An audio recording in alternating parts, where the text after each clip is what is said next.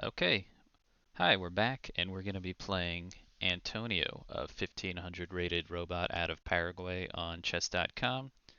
Antonio is wearing this weird shoulder cut Henley shirt.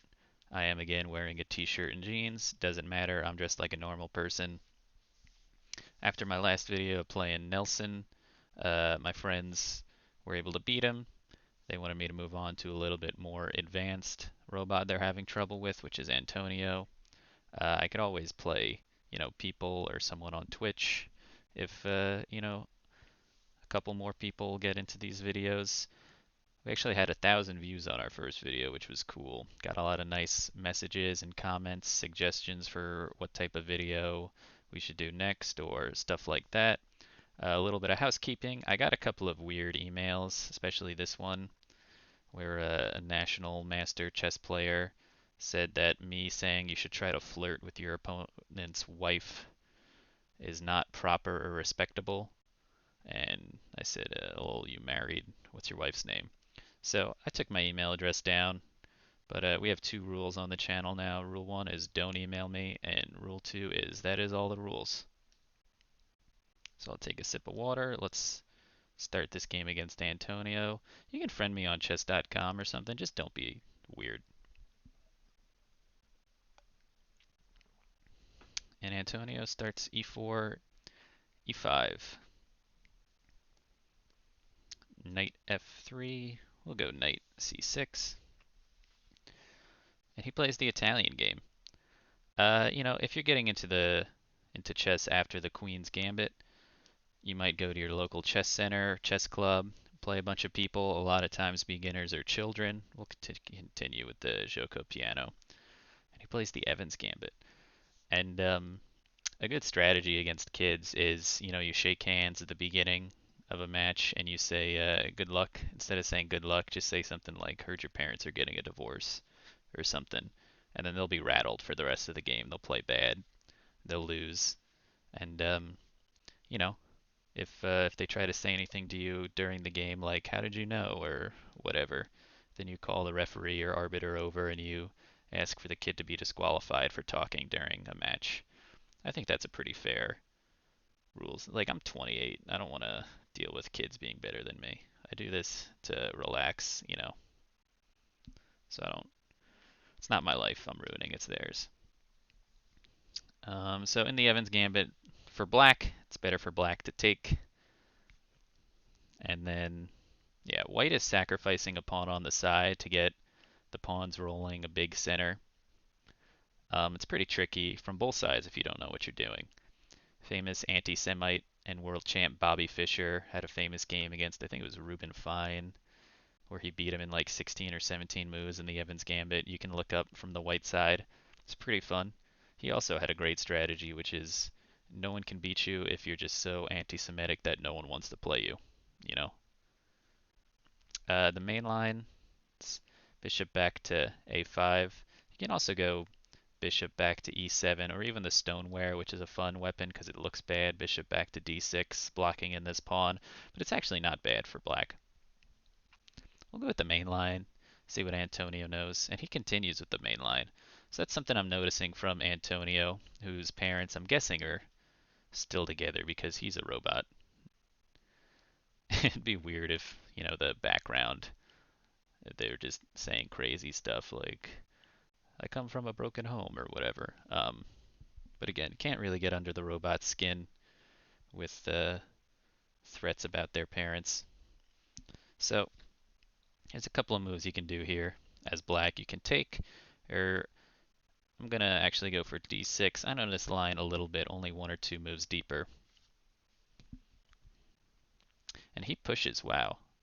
I've actually never seen that before. This has to be better for black because white's a little bit overextended. They're not castled yet. They got all their pieces out. And then, we can't move here or here or else we lose it. We don't want to move back. So the only real move is to move this over here. Wow. And the queen comes over. So Antonio, it seems like he knows a little bit of opening theory, but he's a little too aggressive so far.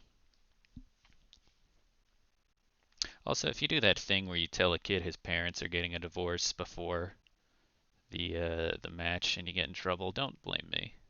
Just I guess I don't know. Maybe just ask the kid if their mom's hot or something and then get under their skin. So the main thing I'm thinking of right here is c6, which does two things. One, it undermines this pawn, so if he takes, I can just take back and I'm pretty happy. And then two, he's attacking my bishop. It's got no defenders. c6 defends it with the queen, so I'm going to go c6. And we'll continue with our plan. And knight to g5. So this is actually a pretty common thing you see in the Italian game. You go for the fried liver attack or whatever. Your opponent tries to sacrifice on f7. So the only move we have right here is to defend with the knight. So let's go ahead and do that. Hmm. And he just kind of presses on with the bishop. So if you're ever going for this attack on f7, one of the things you should know is if your opponent can castle to get out of it, you shouldn't go for this attack. So now I'm in a position where I can get out of it. I'm just trying to think, is there anything better for me to do? It's like a little bit of pressure on me, but I'm pretty sure black is fine here. So let's think. No, not really. I'm just going to castle to get out of it. And again, this sacrifice, two pieces for the rook and pawn is better for black. He takes the knight, which this is like a pretty good piece for white in the Italian. You don't really want to give that up, so black's pretty happy here. I wouldn't be surprised if black is better now. He takes that. And again, just think about what's he doing? What's he attacking? He's attacking this. I have a couple of options. I could look for a trade. That's actually not a good move.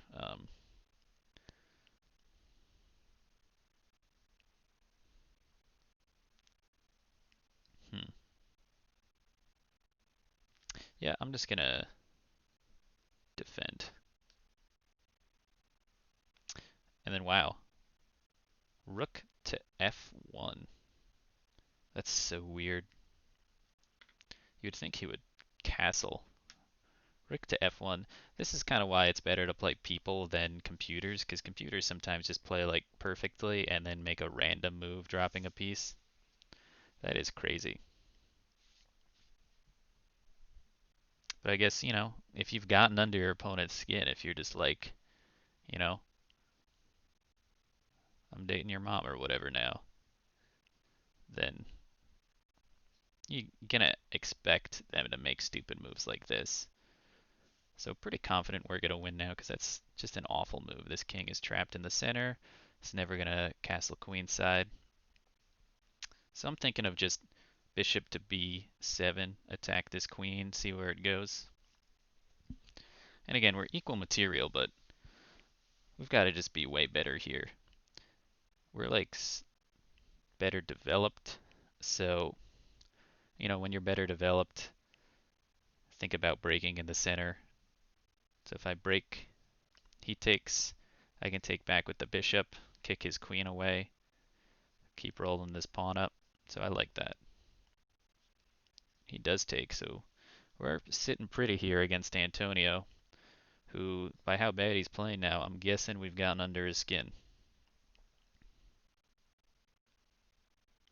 Again, I would advise you to, rather than saying anti-Semitic stuff like Bobby Fischer, just say something more personal, to get under this guy's skin. So I want to keep the pressure rolling. I also want to get this knight off the edge of the board. All my pieces are, well, this one's not defended, but it's got this nice pin going on here. Maybe we can attack that later, if that happens. Yeah, let's keep the pawns rolling. And he takes with the knight. Wow. Huh. That's actually a fun idea. Is if I take, he can't take back because I could pin his queen to the king and win. Not win, but I'd be up so much material there. That looks pretty good. I forgot to close. I was looking up. I live in New York City, and our mayor, who's just this big dumb idiot, he a couple of years ago on Groundhog Day, they handed him the groundhog and he dropped it and it died. What was his quote? Quote, I tried it. It didn't end well. I won't be back. So, they like pretended like he didn't kill it, but like when you drop a groundhog and then it dies like a couple of days later, it's not like you can blame it on anything else. Like he just straight up killed the groundhog. We're gonna go for our plan. He can't take back or else he's in a lot of trouble. And that's the reason why. We got a pin going right now.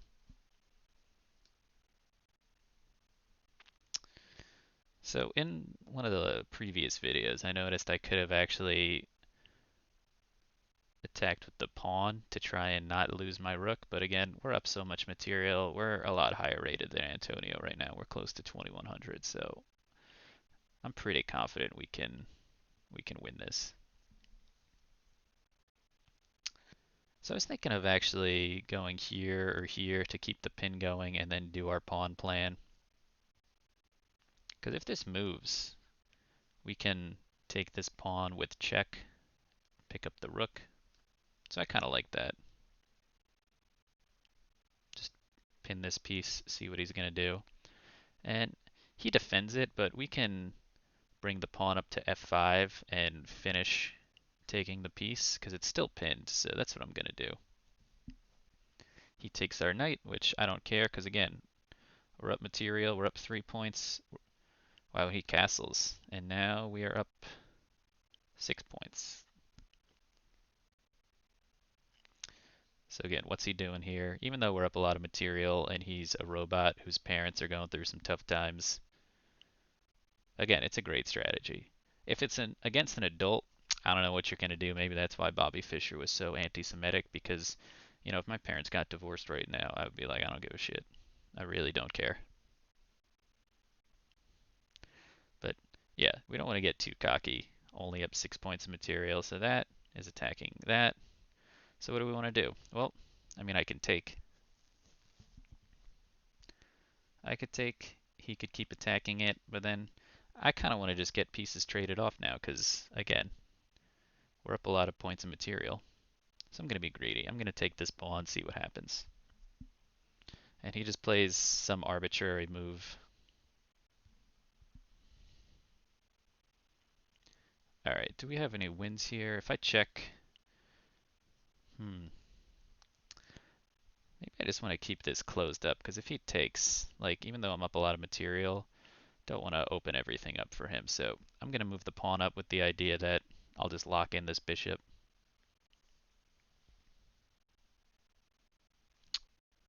Which I think I'm going to do. Give a check. These pieces are locked together. He sacrifices the rook because, again, he's playing poorly. He's real upset. His parents are getting a divorce. So, like, we know a little bit about Bill de Blasio, New York City mayor. You're playing him before the game, shake his hand, just be like, heard you killed that groundhog, bro. He'll be rattled. Computers losing battery, gotta win fast. So where's my checkmate here?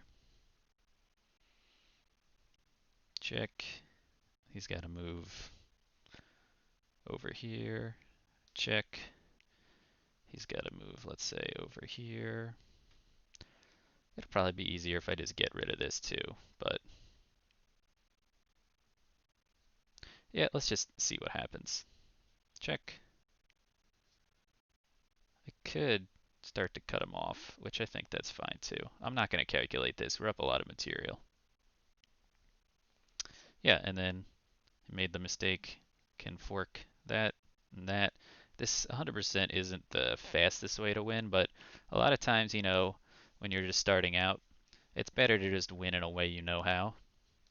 So like here, I might stop and think like check. He comes down. Check. Keeps going down. And I guess we would eventually win there, but let's just waste a little bit of time. And now let's win this game. cut the king off a little bit more. We'll go for this roller staircase checkmate. This is a pretty common idea. And that's checkmate. 3 crowns. Wow, you're able to put together some pretty moves. Can I have another try? And we'll just change what he was saying here. Perfect game, wow.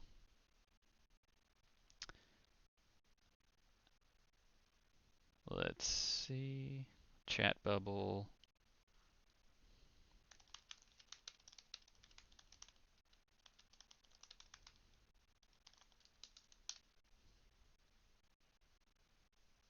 Bam.